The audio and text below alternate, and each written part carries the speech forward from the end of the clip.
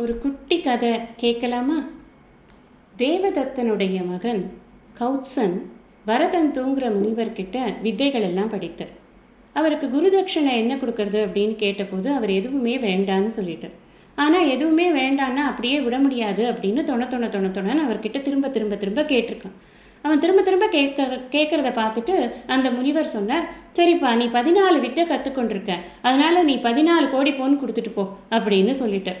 அவர் சாதாரணமாக சொல்லிட்டார். ஆனால் இவன்கிட்ட அவ்வளோ காசு இல்லைங்கிறதுனால நேராக அங்கே ஆண்டு கொண்டு இருந்த ரகு அப்படிங்கிற சக்கரவர்த்தி கிட்ட போய் நம்ம பணம் கேட்கலாம் அப்படின்னு சொல்லிட்டு போய் கேட்குறார். இந்த மாதிரி என்னுடைய குருவுக்கு நான் தட்சணை கொடுக்கணும், ஒரு 14 கோடி பொன் வேணும் அப்படின்னு கேட்குறார்.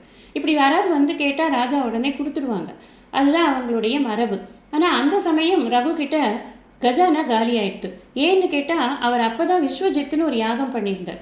அந்த யாகத்தோட ஸ்பெஷாலிட்டியே இருக்கிற எல்லா செல்வத்தையும் தானம் பண்ணுறது தான். சரின்னு ராஜா பார்த்தார், இவனை அப்படியே விட்டுற முடியாது, நம்மக்கிட்ட வந்து கேட்டிருக்கான், இது ஒரு பெரிய அறம், இதை உடனே செய்யணும் அப்படிங்கிறதுனால குபேரன்கிட்ட போய் பணம் வாங்கிட்டு வரலாம் அப்படின்னு கிளம்புறாரு.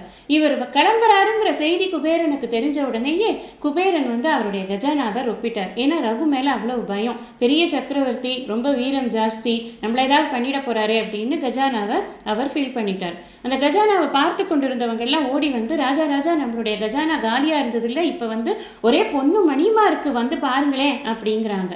உடனே அவர் போய் பார்த்துட்டு, ஆஹா, பணம் இருக்குல்ல, முதல்ல அந்த பையன்கிட்ட கொடு, 14 கோடி பொண்ணை கொடு கேட்டிருக்கான், நீ கஜானா மொத்தத்தையுமே கொடுத்துரு, அவன் கொண்டு போய் அந்த முனிவர்கிட்ட கொடுக்கணும் அப்படின்னு சொல்லுவேன். உடனே அந்த பையன் சொல்கிறான், இல்லை எனக்கு அவ்வளோலாம் வேணாம், நான் கேட்டபடி எனக்கு 14 கோடி பொன் கொடுத்தா போகிறோம், என்னோட குருவுக்கு சேர வேண்டியது மட்டும் நான் கொடுத்துட்டு நான் பாட்டுக்கு என்னோட வழியை பார்த்து போய் நான் சம்பாதிச்சு நான் வாழ்ந்துப்பேன் அப்படின்னு சொல்கிறான். இது எதுக்காக, இந்த கதையை நாம் எதுக்காக தெரிஞ்சுக்கிறோம் அப்படின்னு சொன்னால், ஒருத்தர் வந்து கேட்கும் பொழுது, நான் நாளைக்கு கொடுக்குறேன், நான் நாளைக்கு கொடுக்குறேன், எனக்கு மக்கள்லாம் வரி பணம் கொடுக்கட்டும், அதுக்கப்புறம் கஜானா ஃபில் ஆகட்டும், அதுக்கப்புறம் உனக்கு கொடுக்குறேன், நீ உனக்கு எழுதி வச்சுட்டு போ, உனக்கு லிஸ்ட்டில் பேர் இருந்தால் தான் நான் கொடுப்பேன், கொஞ்ச நாள் கழித்து உனக்கு சீனியாரிட்டி படி கொடுப்பேன், இப்படியெல்லாம் எதுவுமே சொல்லலை. உடனடியாக இந்த அறத்தை செய்ய வேண்டும் அப்படின்னு அவன் உடனடியாக செய்தான். அதைத்தான் வள்ளுவர் சொல்றார், அன்றறிவாம் என்னாது அறம் செய்க, மற்றது பொன்றுங்கால் பொன்றா துணை. உடனடியாக அறத்தை செய்ய வேண்டும், நாளைக்கு செய்யலாம், நாளனைக்கு செய்யலான்னு ப்ரோக்ராஸ்டினேஷன், போஸ்ட்போன்மெண்ட், இதெல்லாம் தப்பு அப்படின்னு சொல்றார்.